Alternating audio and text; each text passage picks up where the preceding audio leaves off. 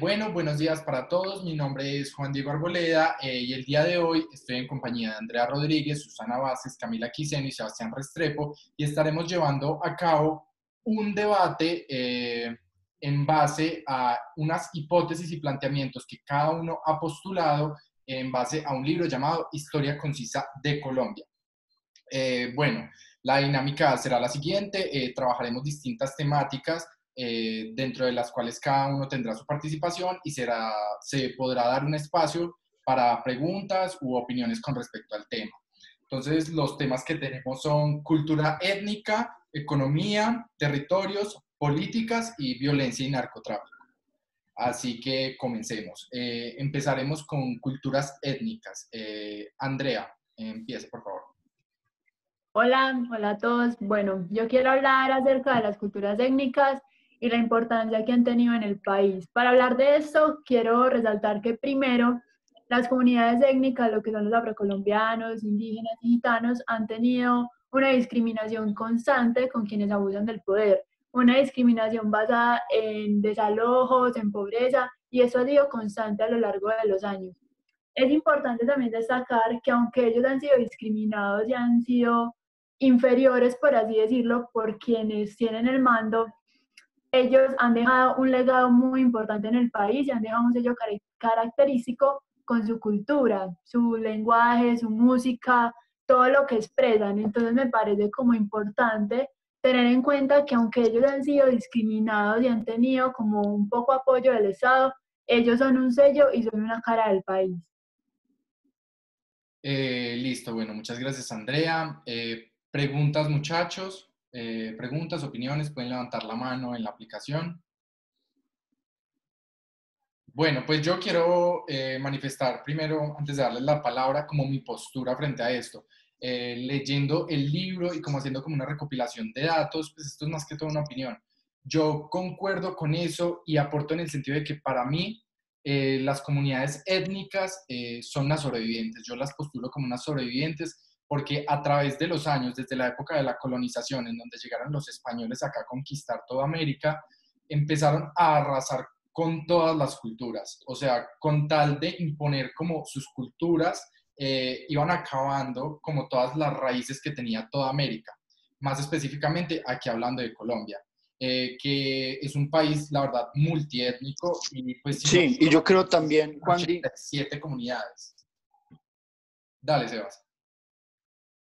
no, que yo creo, Juan Di, que es muy triste ver que ni siquiera en la actualidad, con todo, o sea, es que hay que remontarnos a lo que nos mencionaba el libro, la Constitución de 1991, cuando nos dice, ok, Colombia es un país multiétnico y nos hablan de una cantidad de derechos civiles, pero no se cumplen. Vemos que hace poco está en revuelo todo este tema de la minería en territorio de los Kogi. O sea, son muchas cosas que no están bien en el país en cuanto a territorios sagrados, a comunidades ancestrales y resguardos indígenas, y que se siguen otorgando licencias para que muchas empresas de minería puedan entrar a estos territorios. Y es muy triste ver también en comparación cómo esa especie de colonización se sigue dando. ¿En qué sentido?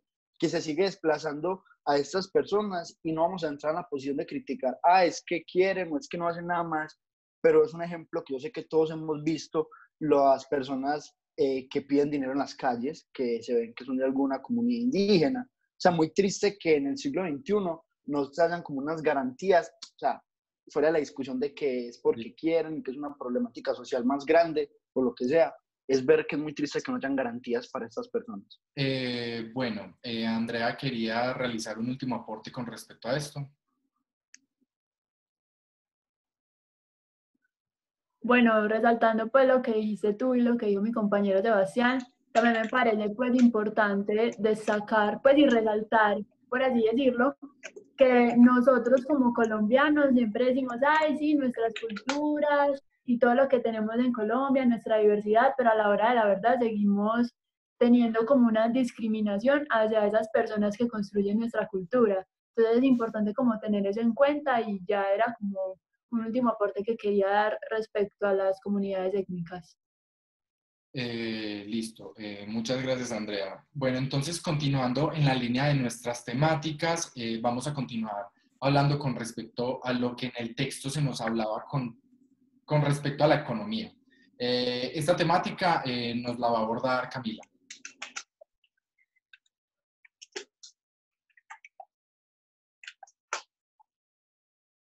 Ok.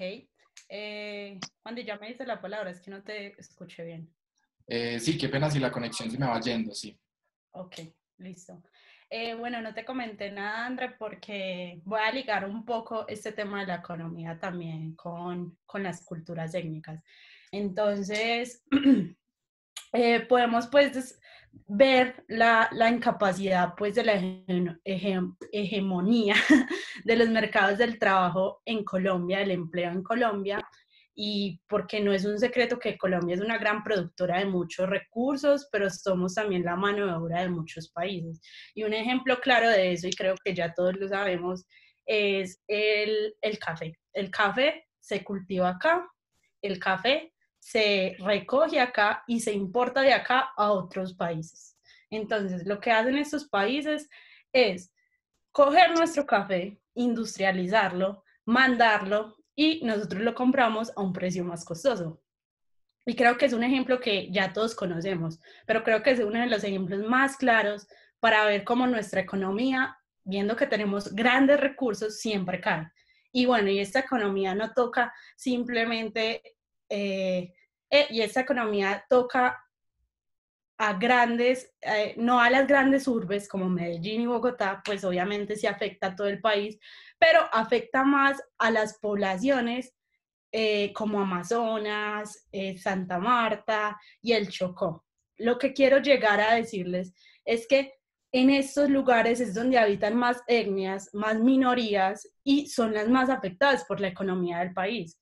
Uno de los ejemplos es que en el Chocó llegó el primer centro comercial, o sea, para realizarlo allá en el 2016 y la construcción terminó en el 2018. ¿Y saben en qué año estuvo el primer centro comercial aquí en Medellín? El centro comercial. En 1972. O sea, demasiados años de diferencia. Allá nadie, pues antes de eso, había ido a cine, porque pues, ¿dónde iban a ir a cine? La primera proyección que hubo acá fue en 1897. Y me centré pues en el Chocó porque dicen, bueno, allá no hay industrialización, no hay infraestructura y dicen que tampoco hay agricultura por la lluviosidad, pero allá sí se cultiva cacao, allá sí se cultiva maíz, allá sí se cultiva, se cultiva plátano, coco y también se cultiva cocaína.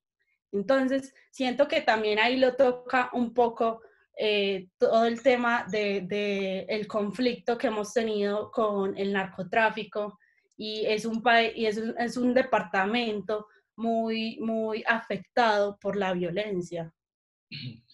Sí, pues la verdad tienes razón. Yo digo que se podría sintetizar toda tu explicación en dos palabras, en explotación y desigualdad totalmente.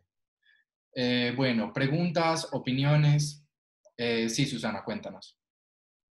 Precisamente, ya que estabas hablando de la economía, quería llegar a este tema, y pues no quiero adelantarme a lo que vamos a hablar ahorita de narcotráfico, pero yo creo que la brecha que se abre entre clases sociales en cuanto a la economía se tergiversó muchísimo cuando empezó la época del narcotráfico, porque empezaron eran las clases más bajas a involucrarse como en estas actividades ilícitas, y eso hizo que muchas personas subieran, por decirlo así, de estrato social y eran personas que no pertenecían a ese estrato social. O sea, tuvimos una mezcla, una revolución de clases sociales y creo que se da eso es por el narcotráfico. Yo le comentaba en esos, pues, conversando el libro de mamá, como hay que aceptar que un motor de la economía colombiana ha sido el narcotráfico y ha sido la droga. Ella me decía, eso es súper triste decirlo así, yo, pero es la verdad. Entonces, Cami, ¿vos qué opinas?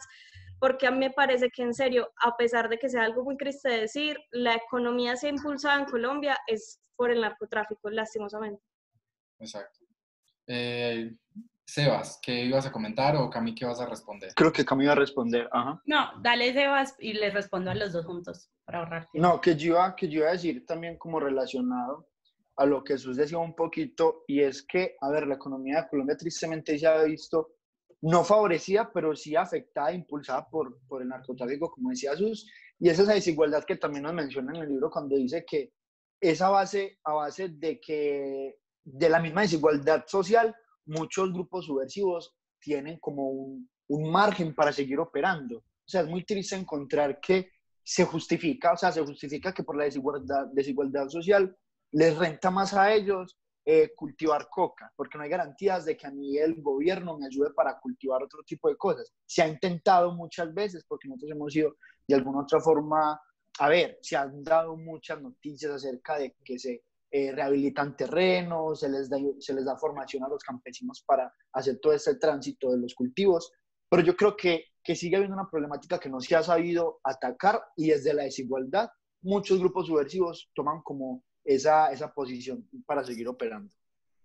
¿Qué tal si André también da la opinión que quería dar y ya Cami les responde a todos como de una manera global? Dale, súper puntual.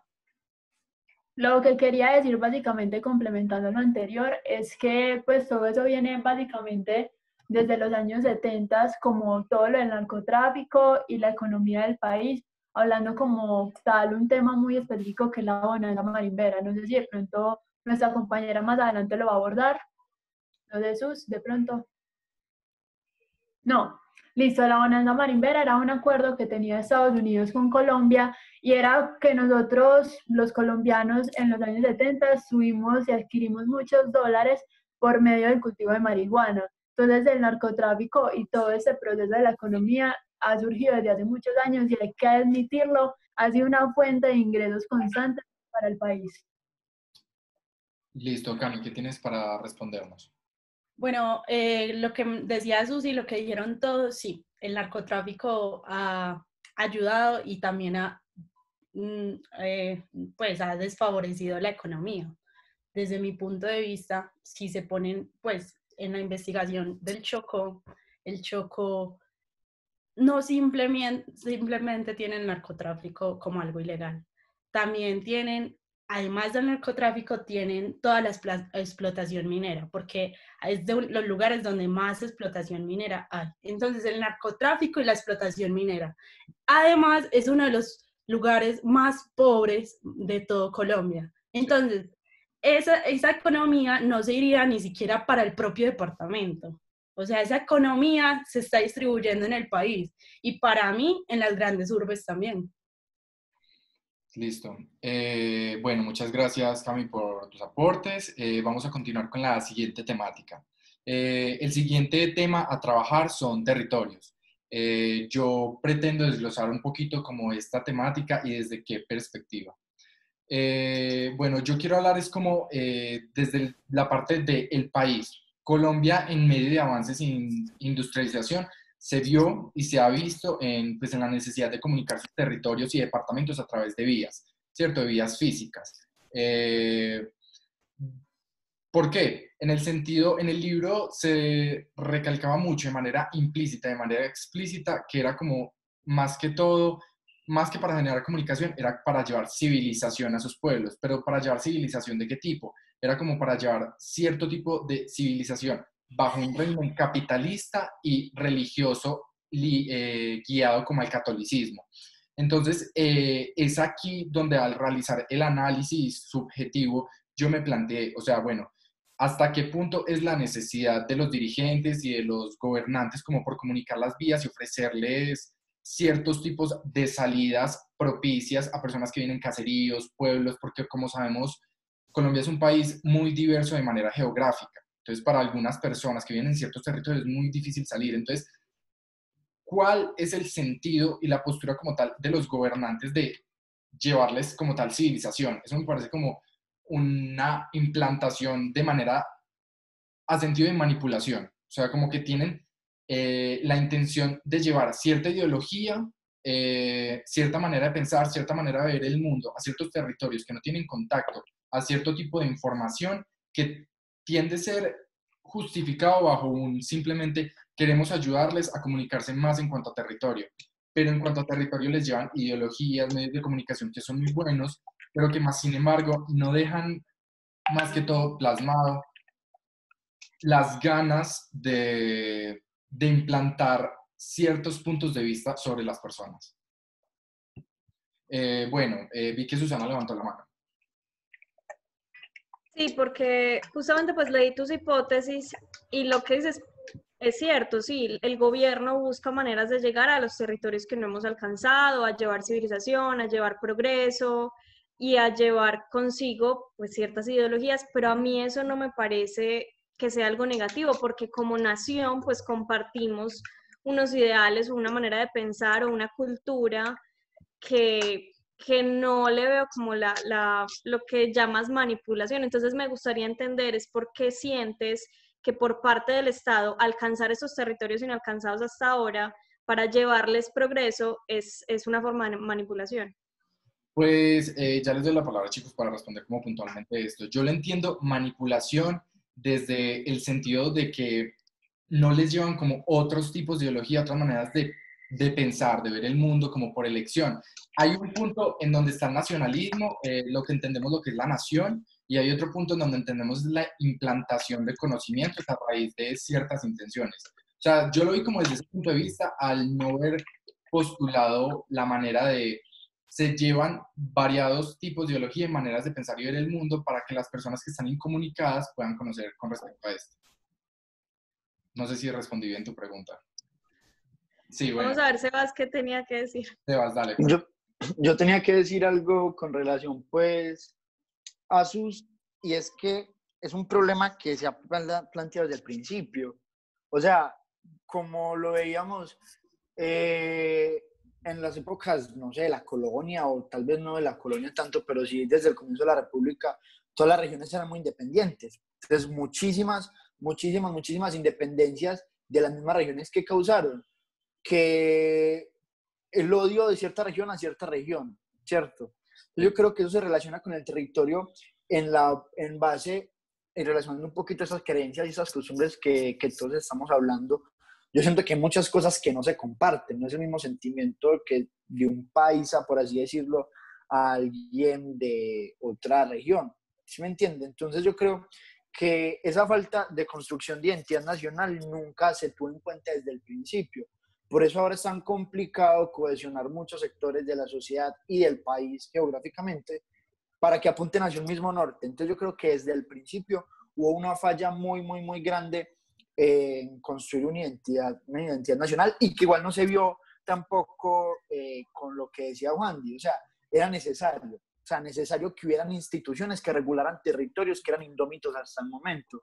Entonces era necesario la Iglesia Católica, una institución que tristemente el hombre necesita instituciones que lo regulen. Entonces no es que sea como dominación, o sea, así lo veo yo, no es que sea como dominación o control, pero sí es como intentar mantener bajo un margen de control lo que pasaba en el país, intentar institucionalizar territorios que están muy alejados. Yo creo que era una tarea que se tenía que hacer. No se justifican obviamente los medios ni que se haya sometido a mucha gente o lo que sea, pero siento que es algo que el país tenía que hacer, pero que al final no se hizo del todo bien. Un aporte más, y es como, por ejemplo, correlacionar lo que decía Sebas con las posturas étnicas que andranos postuladas del principio de este debate. Yo leyendo el libro encontraba que, por ejemplo, en la época de la colonización, la época de la independencia en 1800, muchos de los indígenas no estaban de acuerdo con la independencia. ¿Por qué? Porque ellos preferían tener un líder o un rey que les asegurara y les protegiera ciertas culturas a tener de pronto criollos o personas que llegaran a invadir sus tierras para lograr expandirse. Entonces, al relacionarlo con esto de la postura que yo digo de los territorios, es como en el sentido de qué tan invasivos se vuelven las personas en culturas externas, desconocidas, con el pretexto de ayudar, que muchas veces puede ser ayudar de manera positiva, o pues en otros casos puede tener otro tipo de pretensión. Cami iba a hacer un aporte. No, sí, iba a responder también la pregunta de Sus, pero Sebas ya lo hizo. Ok, entonces cuéntanos, Sus.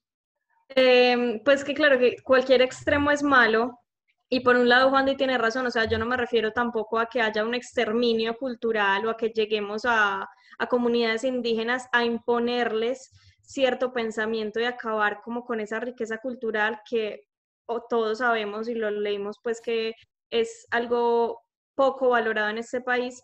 Pero por otro lado también está lo que dice Sebas y sí hay que tener ciertas regulaciones, ciertas instituciones, cierto progreso que es bueno que llegue como a lugares a los que no ha llegado. Y a pesar de todo, como decía Sebas, pues hay unas culturas fuertes en Colombia que no se han perdido. Somos un país súper multicultural, por decirlo así.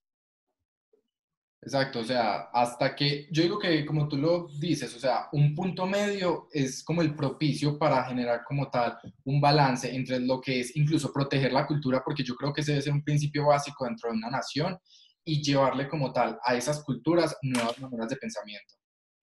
Bueno, Sebas, ya cuéntanos para pasar al siguiente tema.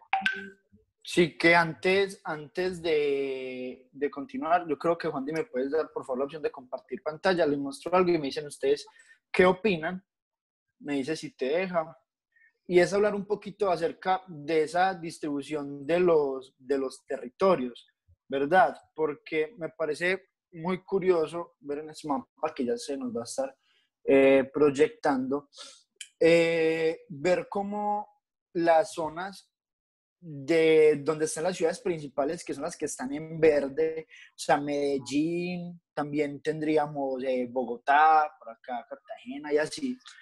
Este mapa es acerca de las horas que se demoran las personas en llegar hasta una unidad de cuidados intensivos.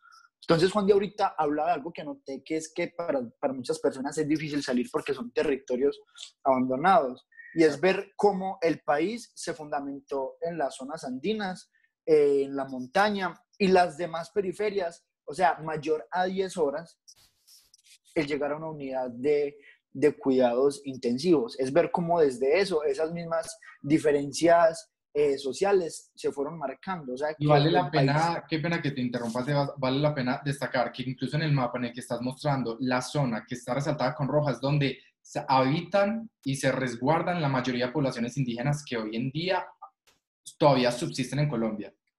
Así es. Y también ver por acá rápidamente el otro mapa, este que está como Y en verdecito con naranja. y afrocolombiana. Y afrocolombiana también, es verdad. Ese que saca como verdecito con naranja son las votaciones del sí y el no. Miren qué casualidad la similitud que guardan los mapas, porque el sí es el que está verde y son todas las periferias, ¿cierto? Entonces es ver que son muchas cosas que guardan relación conforme a la construcción de los territorios y cómo se hizo pues todo este proceso desde el nacimiento de Colombia. Exacto. Bueno, muchas gracias, Sebas, por compartirnos pantalla. Bueno, vamos a continuar como tal con el debate. Y la siguiente temática es partidos políticos, coordinada por Susana. Así que dale, Sus.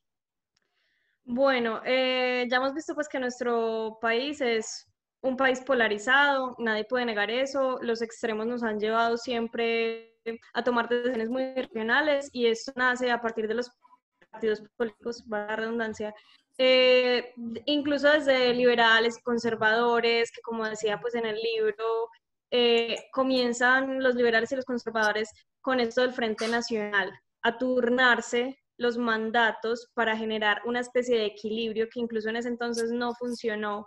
Pero realmente lo que me llamó la atención de esto es que podría ser una raíz muy fuerte de la corrupción y el clientelismo que hay ahora, porque si yo estoy 4 años en un mandato que está de los conservadores y sé que a los siguientes 4 años van a ser los liberales los que ganen o los que gobiernen, pues es muy fácil pasarse de partido político a otro, teniendo en cuenta los beneficios económicos o los privilegios, etcétera. Y entonces se pierde la voluntad real y honesta de un poco de defender ciertos ideales y ciertas posturas o de representar a su pueblo. Se pierde todo esto y lo único que importa realmente es los privilegios que yo como gobernante voy a obtener si estoy en un partido o en el otro. Entonces, lo que quiero que discutamos sobre esto es que es una raíz, como les decía, de la corrupción que vemos ahora y de que en realidad los representantes no nos están representando. Bueno, muchas gracias, Sus. Damos paso entonces a las preguntas y opiniones con respecto a este tema. Dale, Andrea, cuéntanos. Venga, lo que quiero hablar respecto a lo que dijo Sus es que hay que tener en cuenta que Colombia siempre ha sido muy tradicional con sus cosas, ¿cierto? Tenemos el Partido Conservador y Liberal, pero mucho después, ya con la Constitución del 91 y todo eso, se empezó como a establecer en los partidos, pues empezaron a crear nuevos partidos políticos y a partir de ahí se dio como una personalización de los mismos. Es decir, ya el partido político jugaba a partir de una sola persona y tenemos un ejemplo claro, puede ser Álvaro Uribe, que siempre ha sido como un motor constante en este país, ¿cierto? Y me parece muy importante también como relacionar a este dirigente como con el tema de la corrupción, porque se han conocido como muchos escándalos respecto a eso. Entonces, quería ver de pronto tú tienes como una semejanza entre la corrupción y Álvaro Uribe, que ha sido como de los dirigentes y de las partes políticas más importantes de ese país, por así decirlo. Ok, listo. Susana, ¿tienes algo por responderle a Jesus o damos paso como a más Si quieres, preguntas? dejamos que todo el mundo opine y al final hacemos De una, me comentarios parece. globales. Dale, Sí, Cami. sí, mejor porque también va muy ligado a lo de Jesus. Eso te iba a decir, como pues él fue el que separó un poco esa brecha del liberalismo y conservador. Pero de igualmente se reflejó, o sea, hablas que estos dos partidos nos traían corrupción, aunque él no se fue por ninguno de los dos partidos, hizo una unión como El Salvador. Él, por todos los comentarios, por todas las cosas que han pasado, ha sido una de las personas y mandatarios que más acusaciones de corrupción ha tenido. Entonces, ¿tú qué piensas de eso? Cuéntanos. Bueno, yo creo que más investigaciones no puede tener este hombre porque definitivamente es obvio y está a la vista de cualquiera que es una de las personas más corruptas o menos honestas, por decirlo así, de este país.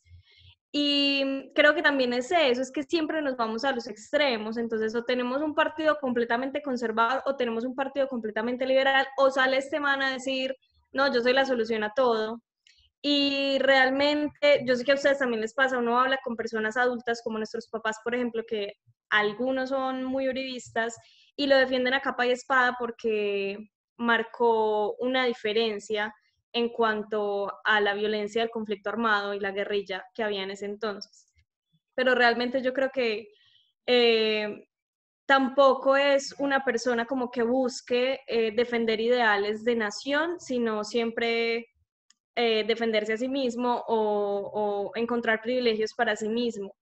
A mí todavía me cuesta mucho que mi mamá, por ejemplo, sepa reconocer pues que fue un buen presidente, que hizo un cambio en el país, que, y es lo que ellos dicen, como nosotros podíamos salir y recorrer rutas de Antioquia que antes no se podía, está bien, puede que haya logrado un cambio, pero a mí todavía me cuesta bastante reconocer eso por todas estas investigaciones y por todo este, como este legado que ha dejado tras de sí.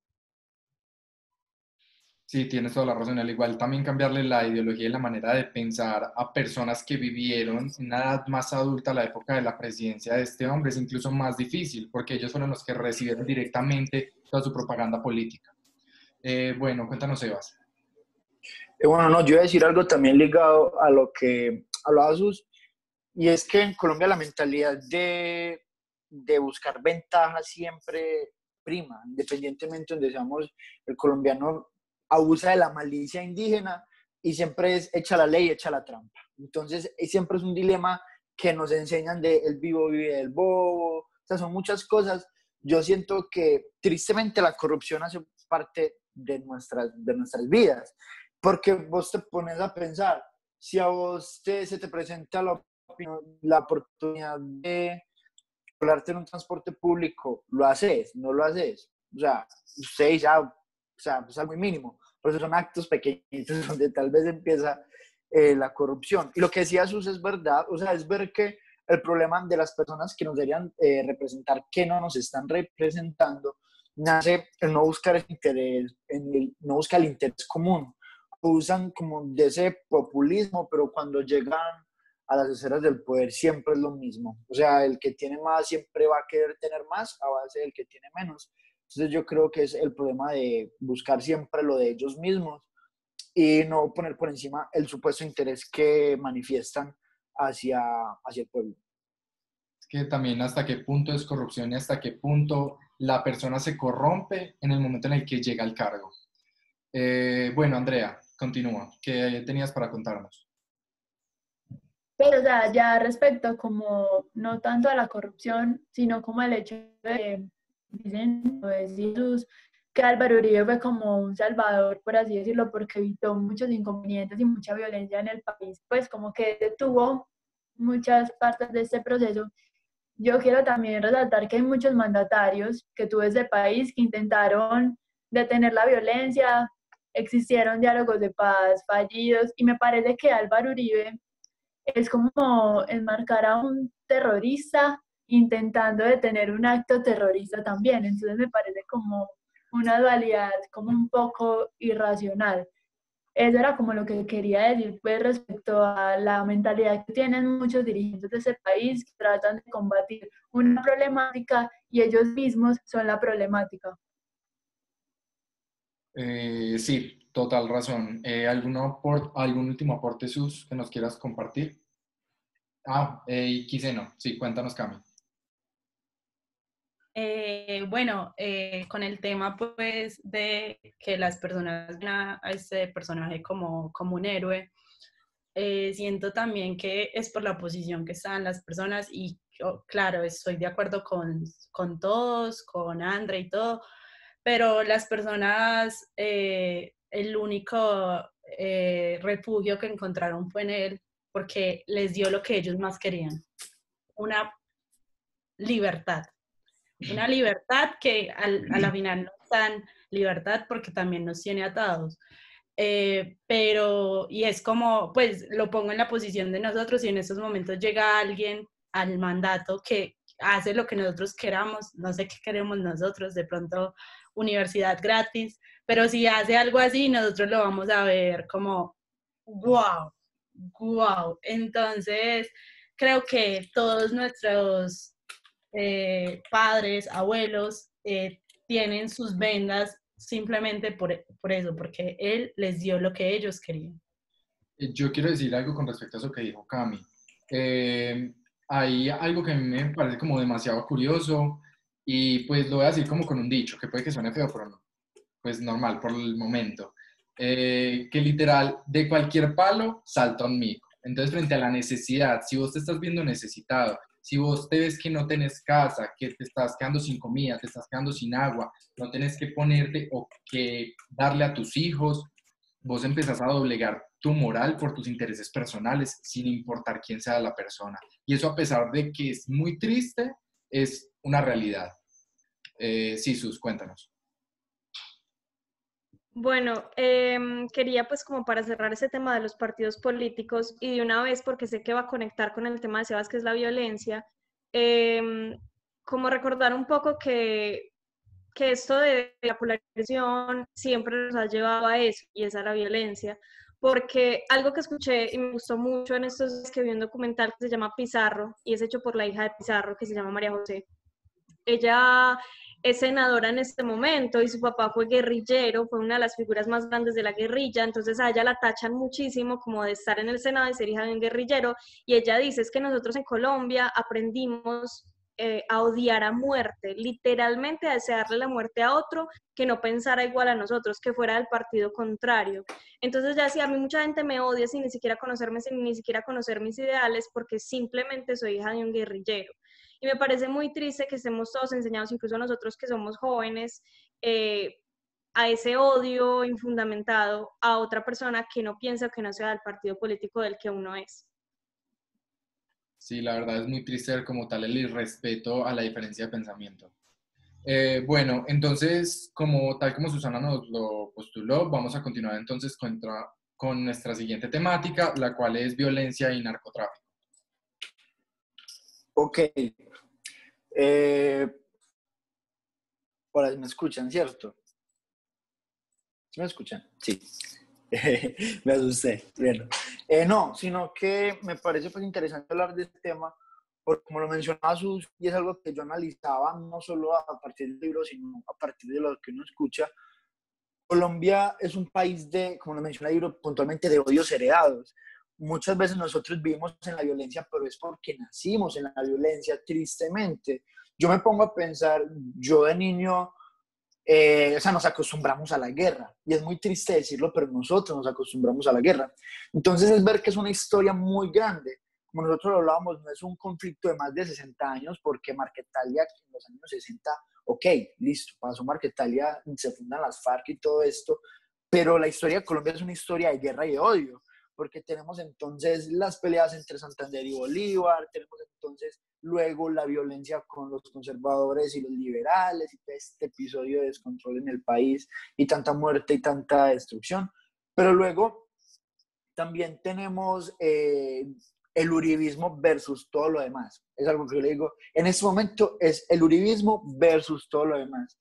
Y es una violencia que se metió tanto en los corazones y la mente de las personas, que es triste ver, como mencionaba Sus ahorita, que las personas no están preparadas para ese tránsito, y es algo que a mí me parece como una paradoja, como algo muy charro, porque, ok, hablamos de que queremos una paz y se han venido trabajando por la paz y tantas cosas que hacemos, pero cuando se da una oportunidad de hacer algo por la paz, en los corazones de las personas no encontramos reconciliación, no encontramos perdón, no encontramos tantas cosas que pueden aportar. Y yo pienso luego, ok, puede ser porque de alguna u otra forma nosotros, yo lo digo por mí, no he vivido una guerra cruda, y es un argumento que tal vez no esté muy bien fundamentado, pero muchas personas dicen, es que a usted no le mataron su papá, o es que a usted no le mataron su hijo, yo como perdono. Entonces es ver cómo ese dolor que las personas sienten nubla los corazones, y uno entiende,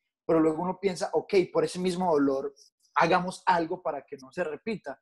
Entonces ver cómo ese odio tristemente sigue yendo de generación en generación, y que la violencia tristemente hace parte de nuestras vidas. Todos de alguna u otra forma hemos vivido alguna parte de la violencia en el país, sea desde alguna guerrilla, alguna banda criminal, o conocemos a alguien. Entonces, como les decía al principio, es triste entender que nosotros nos acostumbramos a la guerra. Muy cierto, muy cierto. Bueno, entonces seguimos con el espacio de preguntas y opiniones. Empezamos por Andrea.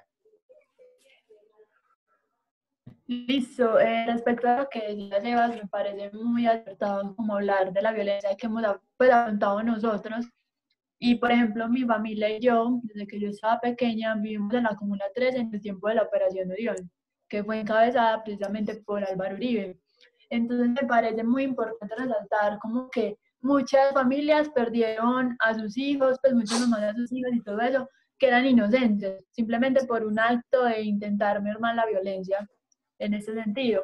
Pero me parece que también la violencia se va recreando y se va recreando por el mismo resentimiento que tienen esas personas de que han matado a sus seres queridos, como, mi madre, mataron a mi hijo, yo me tengo que vengar. Entonces eso sigue y sigue y sigue. Me parece que si uno quiere vencer la violencia, no, la forma más adecuada no es pues hacer pues no hacer como estos actos de violencia tan trascendentales, porque pues eso de la operación Orión me parece algo muy, muy desastroso para la sociedad. También lo que se habla de los falsos positivos, todo eso. Acá con más violencia no me parece una solución viable, y es la que siento que toman muchos de los dirigentes de este país. Yo quería dar un aporte y ya les doy el aporte. Que con respecto a lo que dice Sebas y lo que dice Andrea, la violencia en Colombia, Andrea lo manifestó en cuanto a los jóvenes, ya Sebas nos lo desglosó de manera general, y yo quiero dar como tal otro punto de vista, como que la violencia en Colombia no solo se ve acá mismo, sino que en el exterior vemos reflejado eso. ¿Cómo? ¿En qué sentido? Yo voy a dar un ejemplo. Dentro de, pues, de mi lectura y mis análisis, yo como que profundicé y me interesé mucho en las relaciones que Colombia mantiene con otros países y precisamente con Estados Unidos. ¿Por qué? porque Estados Unidos es un país que se ha interesado demasiado mucho por expandir como su manera de ver el mundo, su manera de trabajar, y Colombia no fue la excepción, porque incluso desde 1893 se quiso trabajar la doctrina Monroe, en donde se le quiso ayudar a Colombia, y asimismo le fue ofreciendo pues como varias propuestas a Colombia, como en la presidencia de Theodore Roosevelt, si no estoy mal, que él le quiso colaborar a Colombia a construir el canal de Panamá, y Colombia y Estados Unidos en ese momento por esa situación estuvo en muchas disputas, pero en realidad Colombia sí se notaba como más interesada por el lado militar, por el lado del apoyo de las guerras, por el lado de que quería apoyar a Estados Unidos en muchas guerras en cuanto a ejércitos, aceptaba apoyo económico para recibir armamento militar. Entonces ahí es donde uno se pone a pensar, bueno, entonces, ¿cuáles son los intereses del país? Si no quiere recibir buenas ayudas y se ve como más abierto a recibir tipos de ayudas que ejercen violencia y profesan la violencia, y eso es lo que demostramos en otros países, ¿dónde están los intereses de un país por resguardar los principios de su pueblo? Bueno, cuéntanos Sus y seguimos con Cami. Creo que mis dos aportes son súper puntuales, entonces si quieres, Cami, opina primero tú. Claro. Bueno, yo quería ir con el tema también de que, aunque no lo creamos, y como ya lo hemos hablado también en el documental que estamos realizando, estamos fracturados y como lo habíamos dicho, por esta Colombia que está herida y necesitamos, necesitamos sanar a esta Colombia. Y ya desde el aporte que decía Juan Di, es increíble todas estas personas que enviaron a la guerra de Corea, que pues eran demasiadas personas a una guerra que ni siquiera nosotros teníamos que luchar. Literal, Creo que piel, continúa Sus. ahí está perfecto lo que iba a decir, y es que al parecer en nuestro país vale más como la calidad de la vida que se pierde que la cantidad. Y es muy incoherente por parte del Estado estar ignorando de manera deliberada un montón de asesinatos como son, por ejemplo, los líderes sociales, o como fue en su entonces todo el exterminio del partido de la UP. Y esto, pues, como a nadie le importaba, así fuera en cantidades absurdas, porque no eran las vidas que al gobierno le importaban. Entonces, este es como un contraste entre calidad o cantidad, que por más que sean las muertes, si al gobierno no le importan, simplemente no va a mirar, va a voltear la cara, y es un gobierno muy negligente. Es verdad. Bueno, continúa Sebas. Y eso es algo, Sus, relacionando pues un poquito lo que decías, un tuit muy polémico de un personaje que decía la frase buenos muertos. Entonces en Colombia hay buenos muertos, ¿cómo así? Y el tuit creo que dio mucha vuelta, porque es decir, entonces, ¿qué estamos valorando acá? ¿Y qué capacidad tiene el Estado para dar garantías a las personas? Porque eso es otra cosa. El Estado muchas veces no tiene presencia para controlar esta violencia, muchas veces no quiere intervenir o interviene y se ve superado. Entonces, ahí es donde uno se pregunta, ¿la presencia estatal es necesaria? Y si es necesaria y no es suficiente, entonces, ¿qué pasa con Colombia con relación a la violencia? Yo creo que es una incógnita que nos va a seguir a nosotros, digamos, trabajando mucho la cabeza, y como que será un reto más para nosotros como profesionales desde nuestras áreas de la comunicación y lo que vamos de aquí en adelante, intentar trabajar un poquito también por eso, porque yo creo que también puede ser como un compromiso de nosotros ver qué podemos aportar a esa construcción. Y esto, las personas que lo estén viendo, o el profe, o donde quiera quienes estén viendo, como lo mencionábamos nosotros, como lo mencionaba Cami, el documental que nosotros estamos trabajando es de una persona que coge el arte para sacar todas esas problemáticas de un país golpeado por la violencia, el abuso, tantas cosas que nosotros tenemos alrededor que nos llenan como la cabeza de desesperanza. Es ver que hay una forma de poder sanarlo, y eso es con lo que yo quiero terminar pues, mi intervención, de que sé que nosotros podemos hacer algo, de que sé que nosotros podemos poner de parte de nosotros y encontrar una forma para aportar a ese problema, para que la guerra en Colombia se mitigue y si no es muy ilusorio soñar con eso, que la guerra en Colombia se acabe. Es muy cierto. Bueno, ¿algún otro aporte o pregunta, chicas? Yo, por Eh, último, Wandy, yo bueno, por último quería decir como, sí, que aunque no nos toque, todos queremos como resolverlo, todos sentimos y una de esas personas es nuestro personaje, que él no vive constantemente con estos problemas de cerca, pero los quiere sanar de alguna forma. bueno, sí, es muy valioso el aporte, Cami. Bueno, André, cuéntanos. No quiero resaltar otra cosita de lo que dijo Sebas, como de la importancia también que tiene el arte, y hablando con las comunidades étnicas, que muchas veces, como hablábamos, que ellos han sido afectados por la violencia, la discriminación, en su música, digamos, merengue y la música típica que ellos hacen, muchas veces expresan como esa discriminación o esa violencia que ellos afrontaron. Entonces me parece muy bacano como resaltar esa relación que hay entre el arte y las fracturas que uno tiene y la violencia que ha afrontado Colombia a lo largo de los años. Es cierto. Sí, Sus, dinos. Pues me voy a poner un poquito cursi, porque yo no sé si a ustedes también les pasa, pero durante pandemia uno a veces piensa como, yo no, en este momento con la carrera que estamos estudiando, pues yo no puedo salir a la calle y ya ayudar a un montón de gente en medio de la pandemia, ¿cierto?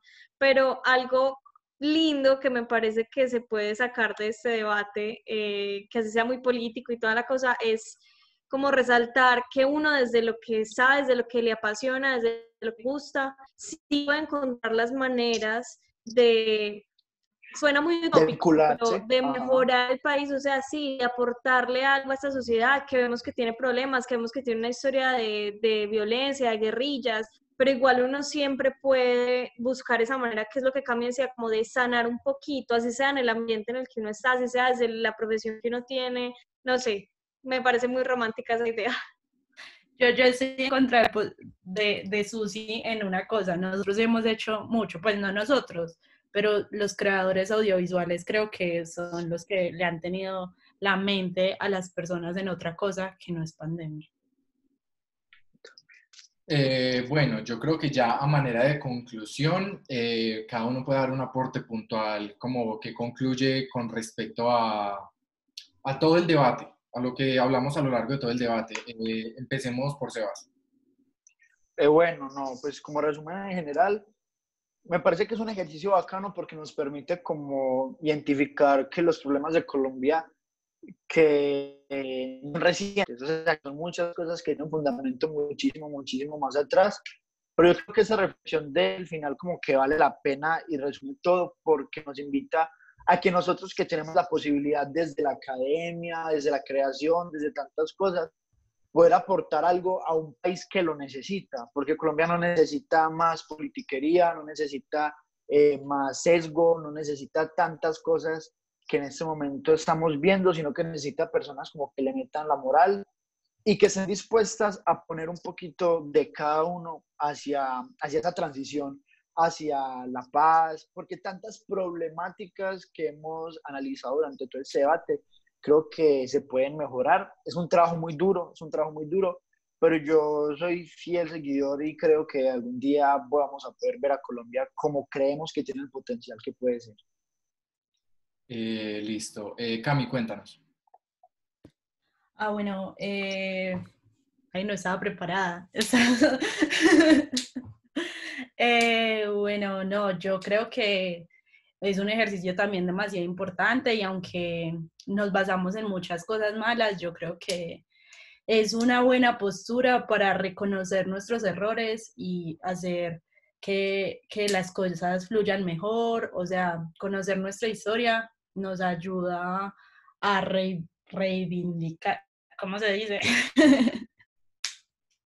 Nadie me ayuda. Reivindicarnos. Reivindicar. Sí, sí, y como lo hace, por ejemplo, Alemania, que, o sea, ellos no dejan de contar su historia y me parece muy importante que nosotros sepamos nuestra historia. Muy valioso. Bueno, Sus, dinos. Bueno, yo espero que el profesor no me mate por eso, pero yo creo que todos pensamos al llegar a esta materia de uno qué carajos está haciendo viendo un seminario de Historia y Geografía en séptimo semestre de audiovisual, pero un ejercicio como este me hace aterrizar muchísimo la materia porque como profesionales y como, sobre todo como comunicadores que vamos a salir a aportarle un poco a la memoria como cultural de este país, es súper importante conocer de dónde venimos porque estamos muy mal acostumbrados a repetir la historia una y otra vez por no conocerla. Y entonces creo que a través de estos debates y estas charlas con ustedes es que me doy cuenta de que como jóvenes y como profesionales que vamos a hacer en 2 o 3 años, es vital tener bases del contexto en el que estamos, de la historia de nuestro país, saber prácticamente dónde estamos parados. Entonces le encuentro como un objetivo más claro a la materia después de toda esta conversación. Es una realidad. Bueno, sí, Jesus. Andrea, ¿verdad? Cualquiera. No, pues me parece muy acertado lo que dicen mis compañeros y me parece muy chévere como el hecho de coger la historia de ese país que siempre nos la han contado gente mayor, por así decirlo, pues gente ya que a veces tiene una mentalidad muy tradicional y cogerla y como leerla y saber qué es lo que está pasando y dar como esa perspectiva juvenil hacia pues, las nuevas generaciones, mostrar lo que nosotros sabemos. Y me parece que debatir con ustedes es algo chévere porque todos tenemos como una visión que está como muy unida, pero también cada uno tiene su punto de vista, entonces me parece como bacano conocer lo que piensa cada uno y tener como todo eso presente también para una construcción de una nueva historia y un nuevo país. Bueno, y pues ya por último, yo quiero hacer pues ya el aporte, yo creo que ya para todos quedó claro y manifestamos que para todos el ejercicio fue muy enriquecedor en el sentido de que nos ayudó a conocer de qué manera estamos vinculados nosotros con la historia, conocer las posturas de los otros y la verdad, en más de un momento confieso que mientras hablaban yo era como, wow, Nea, en serio estamos viviendo procesos, el país está pasando por momentos demasiado difíciles, todos nos estamos dando cuenta, mucha gente lo piensa, no mucha gente lo habla, pero estos espacios así hacen que uno se refleje en las demás personas y se dé cuenta que en realidad somos muchos los que pensamos que venimos desde hace muchos años siendo ultrajados por gobernantes, por la misma sociedad, y estamos en un momento en donde podemos nosotros mismos ayudarnos a levantar y a través de qué? De la opinión. Entonces, pues eso me parece muy bacano y muy bueno de resaltar. Y bueno, chicos, no queda más que darles las gracias a ustedes por estar aquí presentes y por todos los aportes que nos dieron. Muchas gracias a todos. Igual, chao, muchas gracias a todos. Fracturas. Hasta luego. Chao.